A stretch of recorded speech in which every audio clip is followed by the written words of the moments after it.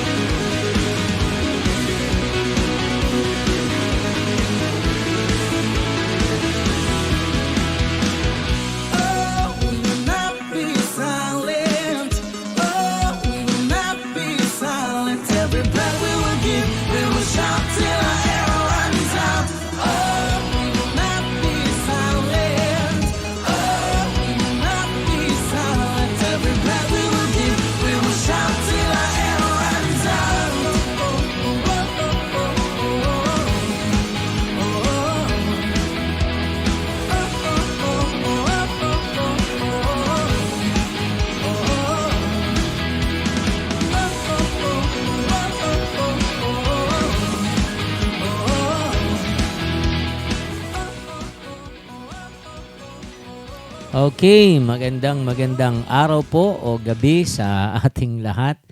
Purihin po ang Panginoon sapagkat muli po ay magkakasama na naman tayo. Friday na naman po ng gabi. Maraming salamat sa ating mga taga GTC Bulacan Network, sa ating mga pastors na masisipag at sa ating mga primary leaders at cell leaders. Mas excited po ako sa ating gagawing Google Meet by next month. So yan po ay gagawin natin once a month na instead na live streaming lang na ganito, ay magkakaroon po tayo ng Google Meet. Okay? So, iniisip ko po mga first Friday. Yan. Para magkakita-kita naman po tayo at magkakumustahan po tayong lahat. So, this time, salamat po sa inyong lahat sa patuloy na pagsuporta sa ating pong gawain tuwing Biyernes ng gabi, alas 8, sa ating mga taga-Disisinian family. Of course, yung mga taga-Ibang Church, yung ating mga pastors. Salamat po sa inyong pakikibahagi lagi, pakikiisa, at pakikipagtulungan upang ang gawain ng Panginoon ay lumawig pa. At salamat din po sa mga panalangin ninyo na tayo po ay nakakaranas ng proteksyon ng Diyos, ng pagkilos ng Panginoon sa ating mga buhay dahil na din po sa inyong mga panalangin. Pinupuri po natin ang Panginoon sa kanyang kabutihan sa ating mga buhay. So tayo po ngayon ay dumulog sa Diyos. Tayo po ay manalangin. Dakila naming Diyos na makapangyarihan sa lahat, kami po ay lumalapit sa inyo sa umagang ito. Maraming salamat po sa pribilehiyo at pagkakataon na kami po ay makapag-aaral ng iyong mga salita. Salamat din sa mga pastors namin at sa mga primary leaders at sa mga cell leaders sa kanilang patuloy na paglilingkod sa inyo, Panginoon. Even in pandemic o crisis, we are all here para po kami ay matuto at the same time maibahagi po kami sa aming mga kapwa mananampalataya. Alam nyo po, sa panahong ito, Panginoon, ay napakahirap ng mga pinagdadaanan ng mga leader, spiritual leader.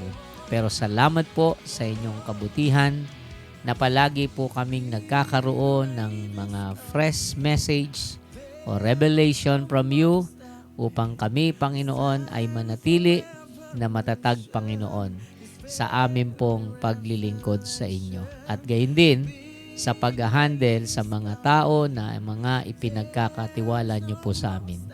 Salamat po, pagpalain nyo po kami sa mga oras na to, ang presensya at ang banal na espiritu ang kumilos sa buhay ng bawat isa po sa amin.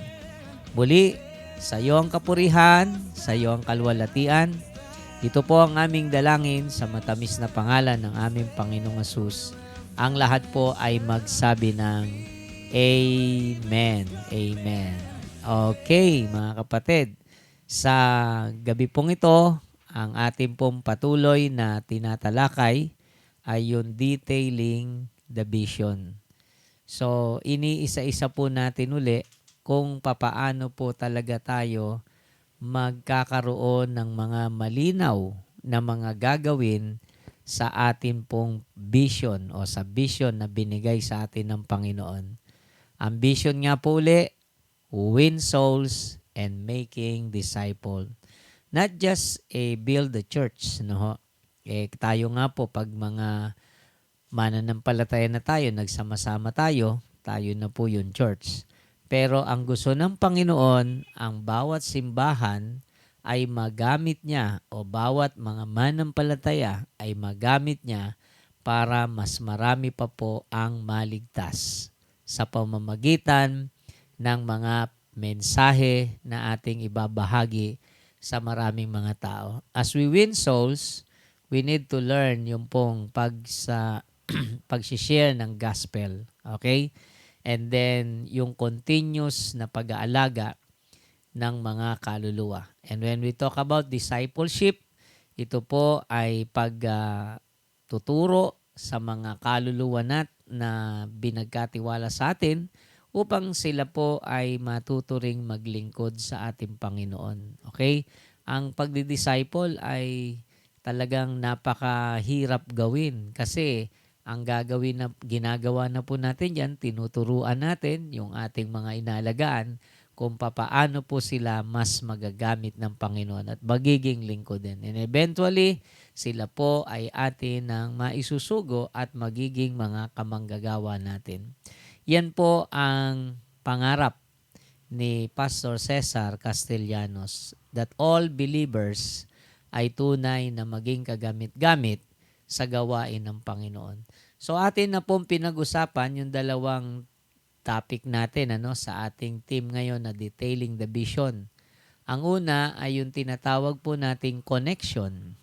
Napaka-importante na tayo ay 100% connected to God, connected to Christ, because ang talagang nagbibigay ng bunga ay walang iba kundi yung connection natin sa Panginoon.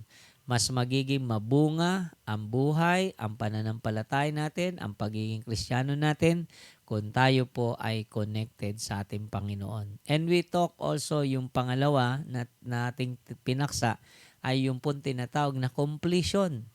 Ang G12 system po kasi ay meron siyang mga sikreto. Okay? Ang isa sa sikreto ni Pastor Cesar ay yung pong meron po siyang team of 12, kagaya din ni Jesus. No? At meron po silang tinatawag na complete the process. May proseso kung paanong yung kanyang mga 12 ay pinadaan niya sa mabusising proseso na yon hanggang sa sila po ay naging kagamit-gamit sa gawain ng Panginoon. So ang pag-uusapan naman po natin ngayon, pangatlo nating paksa ay compassion. Everybody say compassion. Yan. Sige nga, mag-comment nga po kayo lahat. Sige, lagay nyo compassion. Di ba?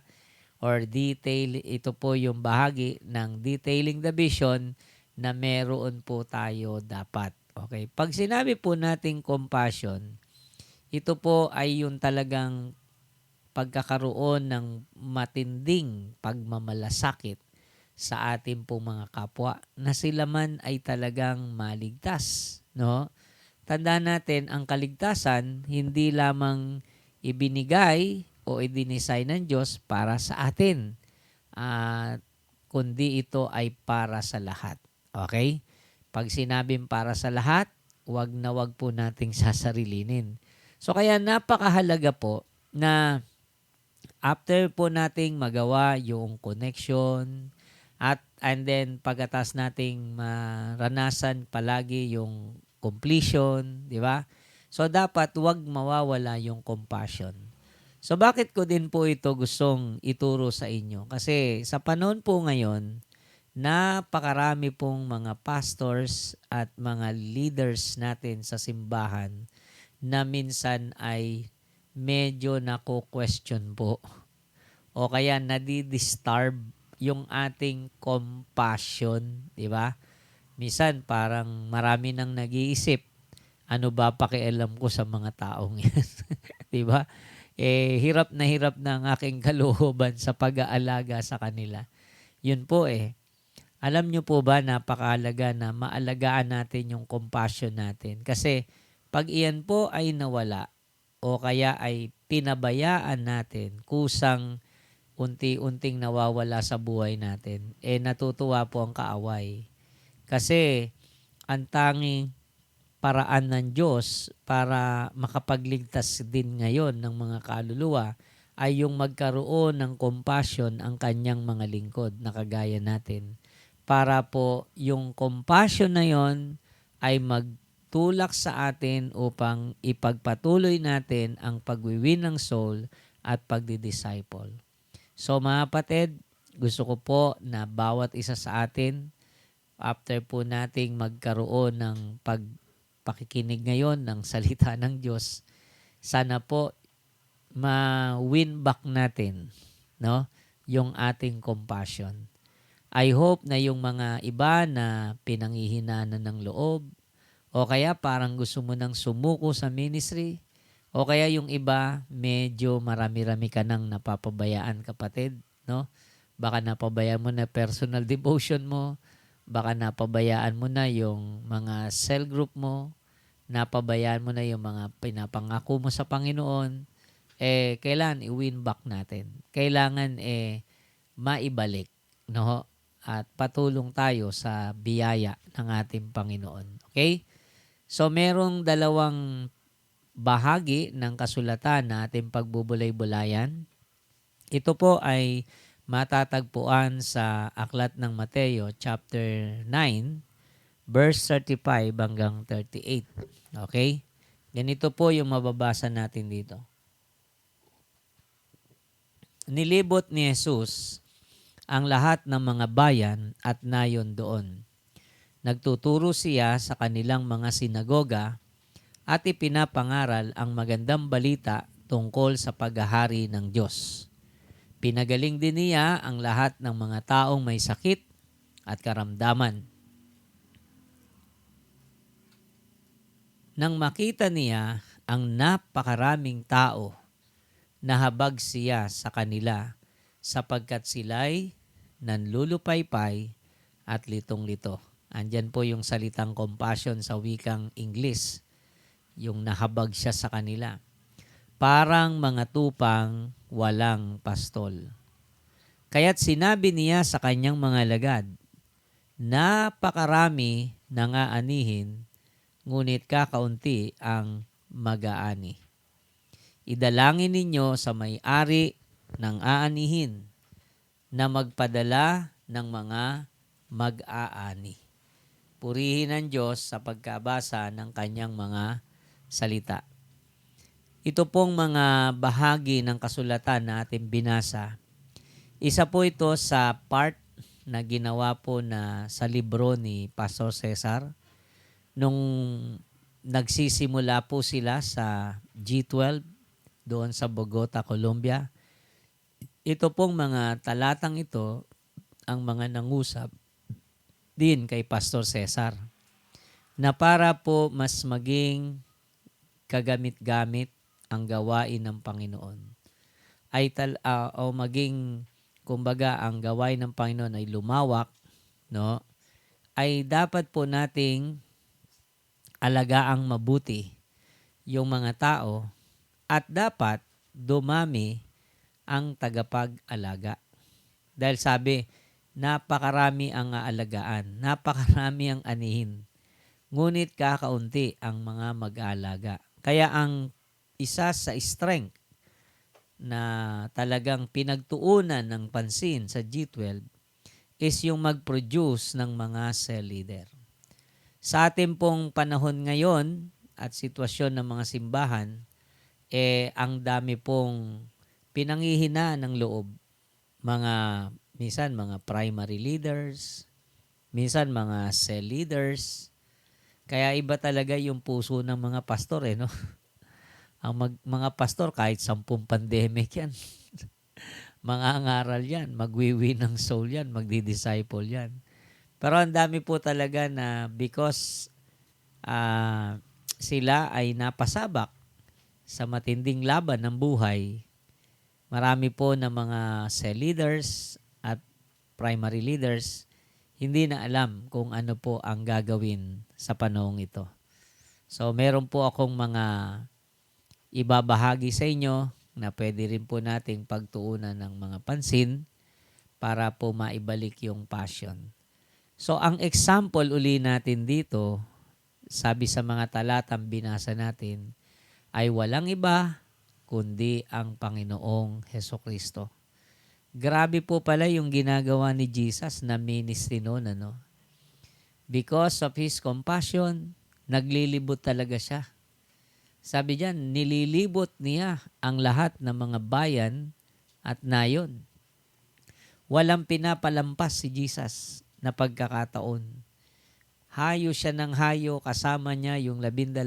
Kaya nung si Jesus ay umakyat na sa langit, bumalik sa kanyang Ama, ay pansinin po ninyo yung doon sa Book of Acts, yung mga manampalataya o yung mga disciple ni Jesus, nakuha nila yung passion na mayroon si Jesus at yung compassion sa mga tao.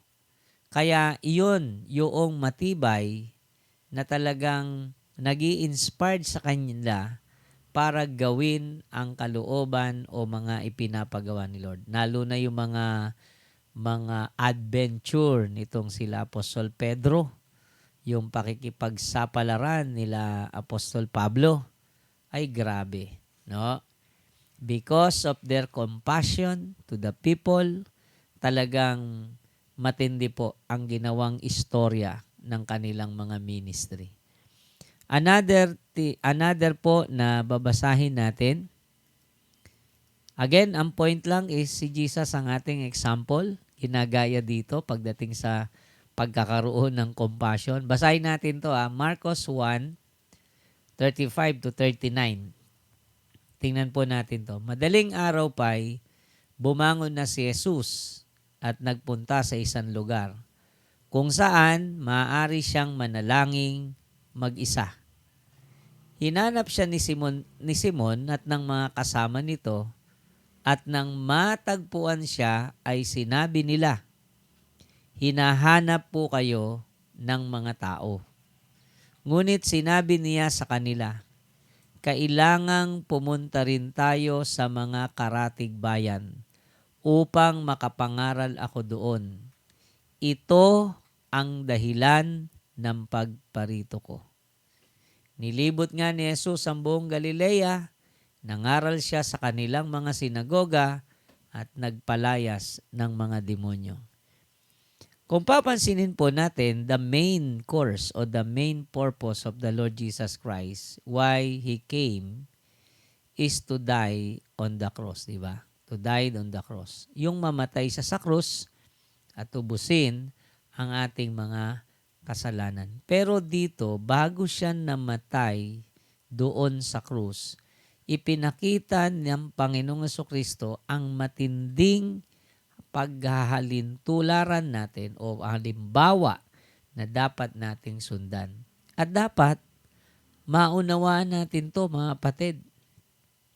Sabi niya doon sa verse 38, kailangang pumunta rin tayo sa mga karatig bayan upang mangaral o makapangaral ako roon, sapagkat ito ang dahilan ng pagparito ko.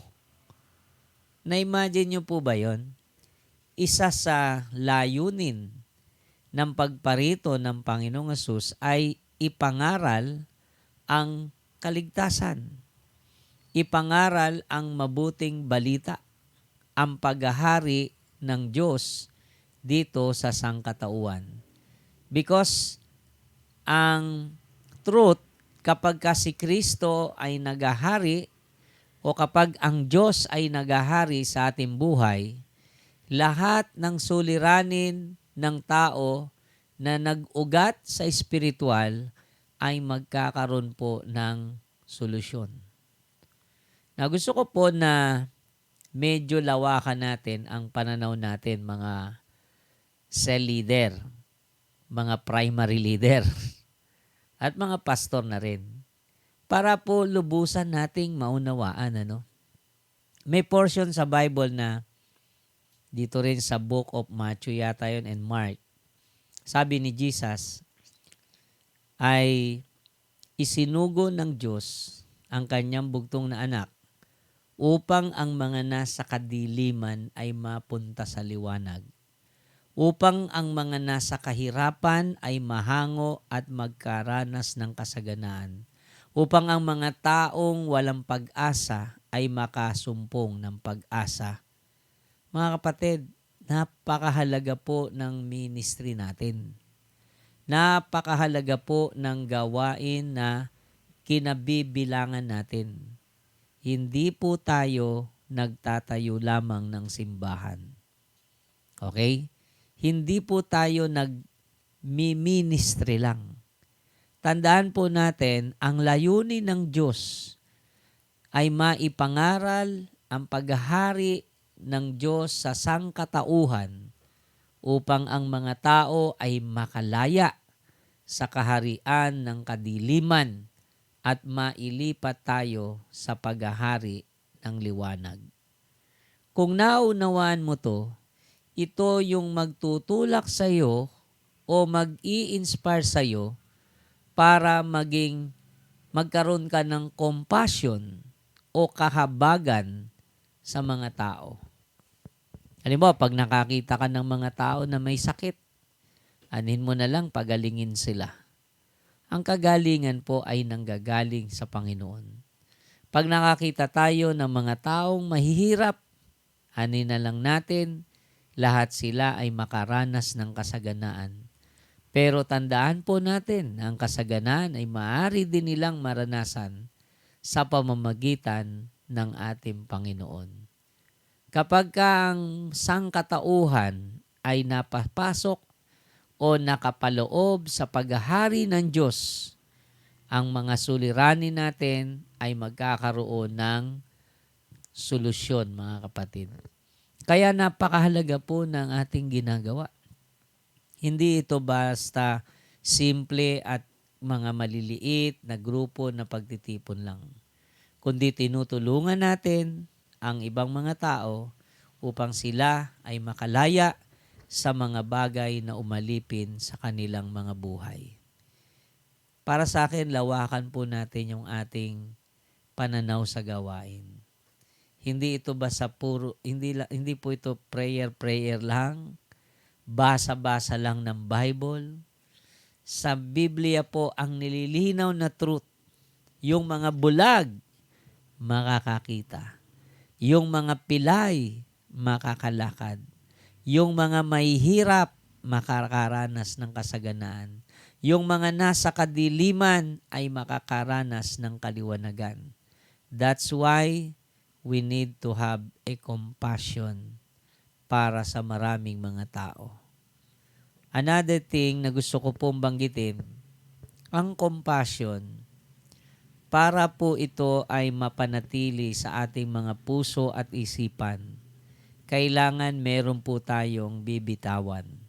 Meron tayong ia-unload, no, sa ating mga sarili. At iyan ay walang iba kundi ang pagtingin sa ating mga sarili. Kaya ito pong compassion, dying to yourself. No? Kailangang denying of yourself. Yan po ang ibig sabihin ng compassion. Kasi hindi ka makakatulong sa iba kung ang iniisip mo ay pangsariling kapakanan. Kaya sa mga sulat ni Apostol Pablo, sinasabi niya, dinededicate niya ang buhay niya. Sa Gawa, I think, chapter 20, binanggit niya yon, verse 24. Hindi mahalaga sa akin ang aking buhay. Ang mahalaga ay magampanan ko ang tungkulin na binigay sa akin ng Panginoon. That is compassion. Ulitin ko po. Dalawa yung binibigyan ko sa inyo ng diin para ang compassion ay umiral sa isang mananampalataya. Yung makita niya ng malawakan kung ano ang pangailangan ng sangkatauhan. At pangalawa, yung kalimutan niya ang kanyang pangsariling hangarin sapagkat hindi mo mapapairal ang pagkahabag o kahabagan sa ating kapwa kung nakatingin tayo sa ating mga pangsariling hangarin. Tatandaan nyo yan, mga kapatid. Yan, unti-unti ko na pong winawasak yung mga bagay na nagpapawala ng inyong mga compassion. So bakit nawawala minsan ng compassion? Ay hindi mo nakikita yung pangangailangan talagang matindi ng mga tao na kung saan sila'y kailangang maligtas. Pangalawa, kaya nawawala yung compassion ay dahil minsan napopokus tayo sa mga pansarili nating hangarin o pansarili nating pangailangan at hindi na yung needs ng kapwa natin ang nakikita. So at least meron na po kayong mga idea bakit minsan nawawala ang compassion. Okay? Now, meron po akong mga points, mga nilista rito na makakatulong sa atin para tayo po ay ma-win back natin ang compassion, no? Mga dapat nating gawin para ma-win back natin yung ating compassion. Number 1, pisahan po natin. Care for others. Yan. Kailangan po nating matutunan ang pagmamalasakit sa ating kapwa. Diba sabi po dun sa mga talatang binasa natin sa Mateo chapter 9 tsaka Marcos chapter 1. Si Jesus po sa awa niya sa mga tao, naglilibot siya. Hindi niya inantay na siya ang puntahan o abutin ng tao, kundi si Kristo mismo ang umabot sa ating mga tao. Isa sa paraan para masabi mo na ikaw ay nagmamalasakit sa iyong kapwa ay yung abutin mo sila. Amen? Care for others. Yung ginagawa po nating mga open cell, yung ginagawa po nating invitation sa cell group online, yung mga ginagawa po natin na yan ay pagpapakita na nagmamalasakit tayo sa ating kapwa. Minsan ang daming tao na kaya nang hina sa panahong ito, wala kasi silang makakausap. No? O kaya naman, dahil hindi nga nila alam ang gagawin, so walang nag-a-approach sa kanila. Kaya through cell group, through inviting them, yan ay isang pagpapakita na tayo po ay nagmamalasakit sa kanan. Di ba nyo napansin, pagka mayroong mga tao na bago, tapos i-imbitahin mo, alam nyo bakit sila pumupunta? Kasi ikaw yung isang tao na nakapansin sa kanya. Marami pong tao KSP kulang sa pansin. So dahil pinansin mo siya, in return, nagbigay siya sa iyo ng atensyon. No, binigyan ka niya ng pagkakataon. At tinitingnan din ng mga tao kung talagang tunay na tayo ay nagmamalasakit sa kanila. Sapagkat majority ng tao, they are looking for kung sino yung mga magmamalasakit sa kanila. Kaya dapat as a church, as a disciple of Jesus, as a believer of Christ, magkaroon tayo ng pagmamalasakit sa ating mga kapwa. Okay? Pag nagawa natin yan, nadadagdagan ang ating compassion. Pangalawa, outstanding works. Yan. Kailangan pag gumawa tayo, yung mga magagaling, magaganda, dapat pag gagawa lang din tayo outstanding na. Alam mo yon sa eskwelahan man yan o sa trabaho, di ba? Total, gagawa ka na lang din, magpe-perform ka, di gandahan mo. Halimbawa, gagawa ka ng assignment o kaya project, gandahan mo na kasi para ma-appreciate ng pagpapasahan mo o para ma-appreciate ng mga kaklase mo. Outstanding. Hindi yung basta magawa lang, no? Dapat para masabing nandyan at nananatili yung compassion mo, outstanding works dapat. May pakita po natin yan, no? Kailangan lahat ng gagawin natin, pawang mabuti, pawang maganda, di ba? Sikapin. No? Alam ko, minsan yung iba, pastor, hindi ako magaling dyan. Sikapin mo. Hindi ako magaling mambola ng mga tao. Aralin mo. Di ba? Hindi naman kailangan mambola. Kailangan niya, totoo tayo Di ba? So anyway, mga kapatid, iyan yung isang bagay na dapat nating aralin. When we do something, ayusin natin. Sa opisina, di ba? O kaya sa trabaho, di ba? Total, may gagawin ka na lang din. Di husayan mo na. Di ba? Outstanding nga Dapat maging mahusay tayo sa mga ginagawa natin. Yung mga performance natin, mas ayusin, mas pagandahin natin, mga kapatid. Okay? So, dalawa na yan. Pangatlo, okay? Siyam yata ito no? O 10. Okay. Move by the Holy Spirit. Ayan. Do not forget na tayo po ay isinangkot lamang ng Diyos dito sa gawain. Kaya napaka-importante ng paggalaw pagkilos, pangunguna ng banal na Espiritu sa ating buhay.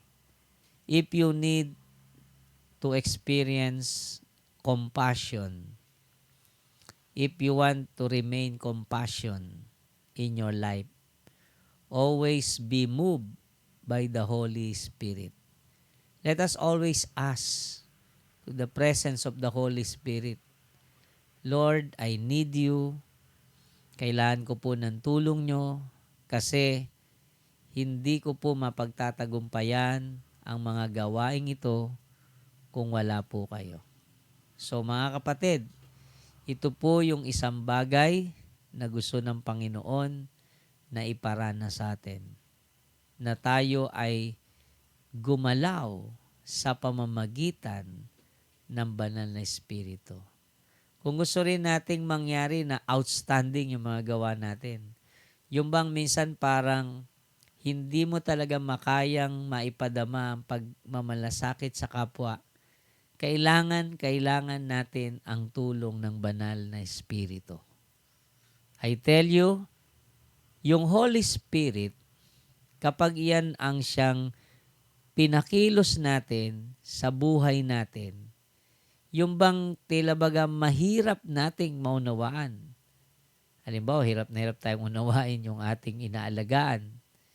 The Holy Spirit will help you. He will talk to you. He will lead you.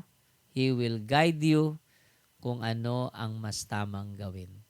Kaya minsan nakakarinig po ako ng mga cell leader. Hindi ko na po alam kung anong gagawin ko sa kanya. That's it. That's it. That's why you didn't know you need the move of the Holy Spirit. Kasi yung mga bagay na limitasyon natin, yung mga bagay na hindi natin kaya, walang imposible sa banal na Espiritu. Okay. So another, pang-apat po sa ating tinatalakay ngayon, practice our faith. Kung gusto nating mapanatili yung ating pong compassion sa ating pong mga buhay, sa ating mga sarili, kailangan po nating mapanatiling pinapractice ang pananampalataya. Halimbawa po, meron tayong mga hinahawakan na dumaram na sila din ng mga struggle sa buhay. Nawalan ng trabaho, nawalan ng negosyo, okay? Namatayan, di ba? Ang dami. So, papaano natin tutulungan sila para patuloy na ma-activate ang kanilang pananampalataya? Tayo pong mga nagli-lead sa kanila. Kailangan nating i-practice ang ating pananampalataya sa Diyos. Yung mga bagay na hindi na natin kayang tulungan. Yung mga bagay na hindi natin kayang arukin. Halimbawa, nawalan ng trabaho. Abay, hindi na natin kaya yun. Wala naman tayong trabahong may bibigay sa kanila. Pero yung matulungan natin sila na sumampalataya sa Panginoon, yun po yung pwede nating ma-contribute. Okay? Turuan natin sila ng turuan kung paano sila magtiwala sa Diyos. Dahil kapag tinuruan natin sila na manampalataya sa Diyos at kung paano sila mag-activate ng kanilang pananampalataya. Tandaan po natin mga kapatid, na practice na natin yung pananampalataya na ituro pa natin sa iba. Okay? Ako po mga simple yung mga ginagawa ko. Halimbawa, una, sinasabi ko, sige, presentation of the problem. Di ba? Sige, ano po ba ang problema? Paliwanag po nyo. Presentation of the problem, di ba? Then, parang iyon yung needs. Okay? Then, let us, ano, kumbaga, mag-isip. Okay? Ano ba tawag doon? Perspektibo. Mga perspektibo na solution. Ano yung mga nakikita natin na pwedeng mga solusyon? 'Di ba? Na merong, wag niyong ihiwalay ito ha, na merong pagtitiwala sa Panginoon. Halimbawa, ang problema, walang pera. Okay. So, perspective, connection to your faith. Ano po ba ang pwedeng pagkakitaan? Ano po ba ang pwedeng gawin? Kasi maraming Pilipino, pagka walang pera, ang laging solusyon agad, mangutang. Di ba? Well, isa siguro yun sa option, pero hindi yun yung unang-una. Siguro gawin nating last resort yun lagi. Okay, bawa nawalan ng trabaho, that is the presentation of the problem. Okay? Needs. Papaano kaya muli magkakatrabaho? Di ba? So, mga kapatid, kailangan po nating i-practice yung faith. Okay? I will give you some example sa Bible. Sa Bible kasi, maraming ganyan eh. Di ba? Halimbawa, pinresent kay Jesus ng mga alagad niya. Jesus, wala pong makain. Yung mga tao, pauwi nyo na. Ilang na lugar to? Alam nyo, pinractice ni Jesus yung faith nila. Sabi sa mga alagad, number 1, kayo ang magpapakain sa kanila. Siguro, sabi nung ibang mga alagad, naku, nayari na to. Sa dami niyan, paano natin pakainin yan, di ba? Tapos may isa pang tinanong na alagad si Jesus, si Felipe ba yun? Paano gagawin natin? Ilan ba yung tinapay? Ilan ba yung isda? And pinresent ni Felipe, ito lang po Panginoon eh. Pero hindi po ito sasapat sa napakaraming tao. So, alam nyo ginawa ni Jesus? Pinakalma. O sige, paupuin nyo yung mga tao. Okay? Paupuin nyo. Practice ng faith eh. So, tapos, amin na yung mga isda dyan, tsaka yung Sabi nga nung ibang mga komentarista, nung makita nila, nung ibang mga tao na meron ng available, kwero konti lang, lumabas na rin yung ibang mga baon ng iba. No? At si Jesus naman, pinag-pray yung mga konti at ito ay miraculously ay dumami. Kaya sabi doon, to close the story, sabi doon, ang lahat ng tao doon ay nakakain at may lumabis pa. Wow. Nangyayari po ba to sa ating panahon, mga kapatid? Kung meron pong sanay mag-practice ng pananampalataya nila. Leaders, nasa inyo po o nasa atin ang pinakamatinding weapon sa buong mundo ngayon. And that is our faith. Wala hong titinding weapon sa pananampalataya. That's why Jesus gave us faith. That's why God gave us faith. Because that is one of the greatest weapon in this world. And especially in time of pandemic o crisis, ang greatest weapon is within us. And that is our faith.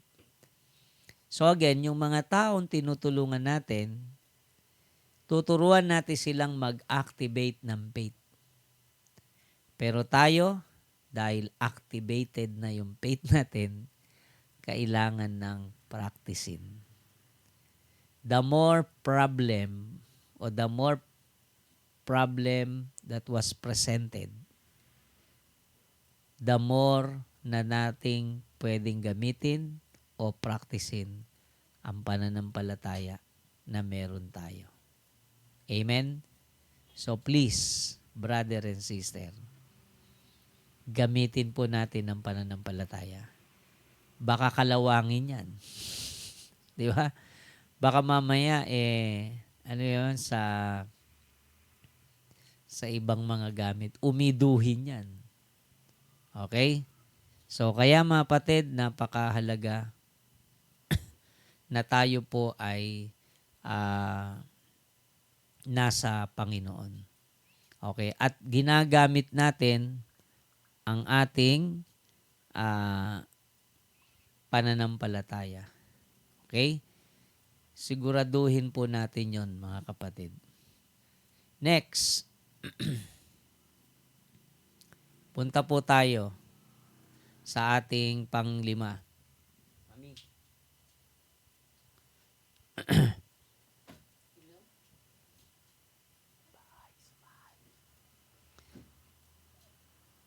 Mga kapatid, ang ating pong panglima ay yung pong tinatawag nating aim for more souls. Aim for more souls. Para manatili yung ating compassion. Kasi huwag tayong hihinto sa kaunti. Okay?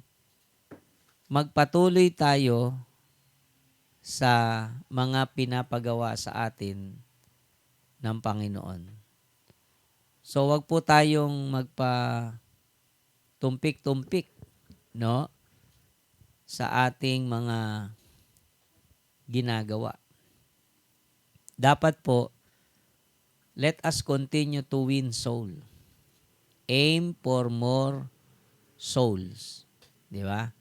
So tandaan po natin, huwag tayo kasing ito. Yung iba kaya po nawawala yung ang compassion kasi, tandaan nyo, ganito po yan.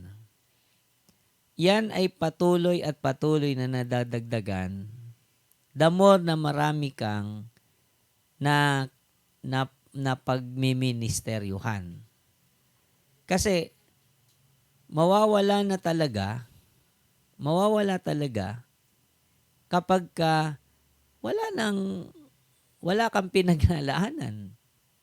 Okay? Kaya the more people na miniministeryuhan ka, dumadami, nadadagdagan ng iyong compassion. Okay? Halimbawa, meron kang pinagmiministeryuhan na 3 tao. Konti lang compassion mo.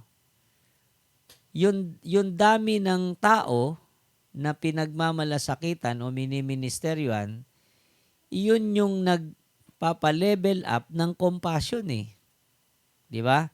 Tingnan nyo yung sabi ng verse doon sa Matthew chapter 9. Sabi doon, nang makita ni Jesus, ang alin? Ang napakaraming tao, lumaki yung kahabagan. The more people, the more souls, bigger compassion, big compassion. Pero kung kokonti ang tao, talagang kumikitid ang compassion mo. Lalo na yung wala ka na talagang inalagaan. Wala na talagang tao kang pinuntahan, binisita, kinalimutan mo na sila. Wala na yung compassion. Ikaw ang nagtapon, sayang. Di ba? So kaya mga kapatid, bantayan nyo to. Dapat ang gawin ng mga simbahan, aim for more souls. Okay? Aim for more souls. Maghanap tayo ng mga maraming matutulungan, ng maraming madadamayan. Yung iba, ganito nga nangyari po eh. 5 na lang. Binawasan pa ng 2. E di naging 3 na lang. Bumaba ang level ng compassion mo kasi sa halip na magdagdag ka ng taong miniministeryuhan, binawasan mo pa. So the more people, the more soul, the more compassion that we have. Yan po tatandaan natin. Next, pangilan na po ba tayo? Pang-anim, sacrifice for the Lord. Ang compassion po, pag pinag-uusapan, ito ay may daladalang pagsasakripisyo o may pagdadaanan kang pagsasakripisyo para sa Panginoon. You will sacrifice something. Hindi pwedeng may compassion ka, wala. Si Jesus, dami sinacrifice. Okay?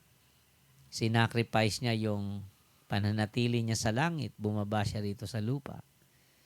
Another sacrifice niya is patuloy siyang naging parang mistulang alipin.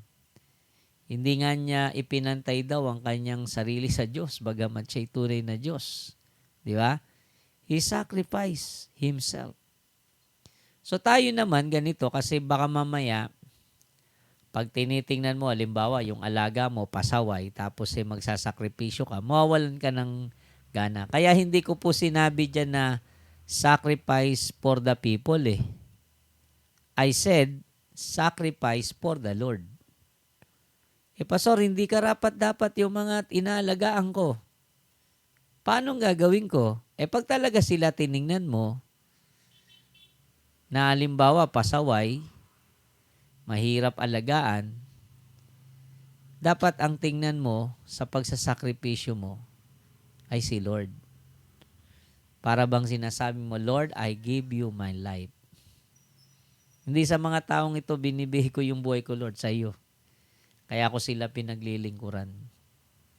I sacrifice myself for you, O Lord, so that I gave my service to the people. Yan po yun. Next, pang-pito na yata tayo. Serving well for the Lord uli. Yan, hindi para lang sa tao. Serving well. Alam niyo serving well, parang outstanding work yan. Okay, sabi nga ni Bishop Oriel, ang nagsira ng mga ministry ay yung mga nag-serve lang, hindi nag-serve well. Pag sinabing serving well, yung matinding paglilingkod ito. Hindi pipitsuging paglilingkod.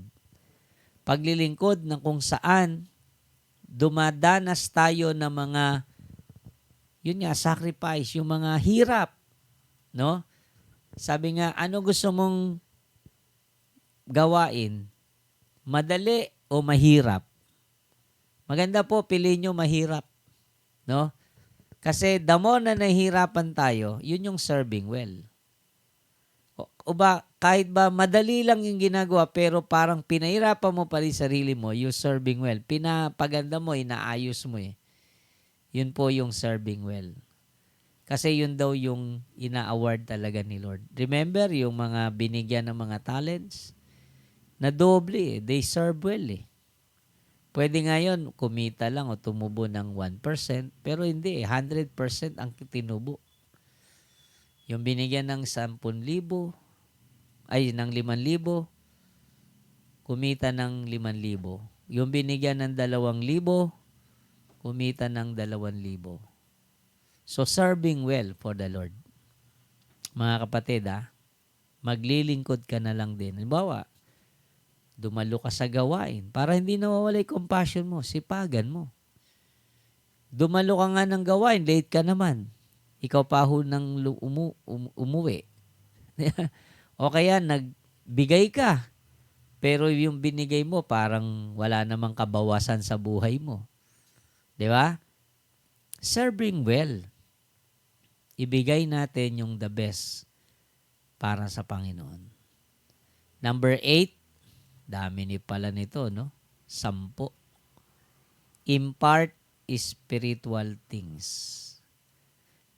Gustong-gusto ko na nababasa yung sulat ni Apostol Pablo sa Roma chapter 1. Yung sabi niya sa mga taga-Roma, gustong-gusto ko ring makadalaw dyan sa inyo para yung mga alam ko maibahagi ko sa inyo.